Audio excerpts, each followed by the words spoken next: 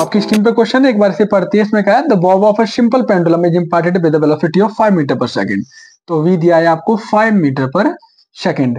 कब है जी वेलोसिटी, जब ये इसकी मेन पोजीशन पे होता है। मेन पोजीशन देखो सिंपल पेंडुलम मोशन में ये होता है सिंपल पेंडुलम के लिए मेन पोजीशन, और जब इसे किसी भी एक साइड या इधर खींचे तो ये इसकी एक्सट्रीम पोजीशन होती है। अब कह रहा है आगे क्वेश्चन में, to what maximum height vertical height will it rise on reaching its extreme position.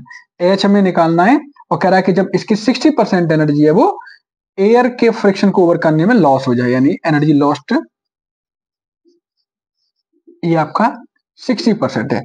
अब देखो टोटल 100% हो कोई भी चीज, 60% एनर्जी लॉस्ट होगी तो रिमेनिंग एनर्जी कितना हुआ, रिमेनिंग एनर्जी हुई आपकी 40% है ना।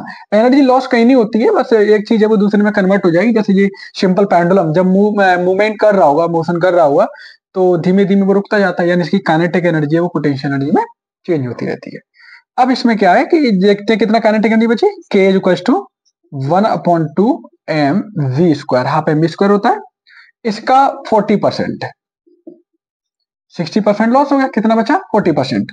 तो k is equal to 1/2 into m into 5 into 5 into 40/100, 0 to 0, 5 2 जा 10, 2 2 जा 4 एंड दिस 2।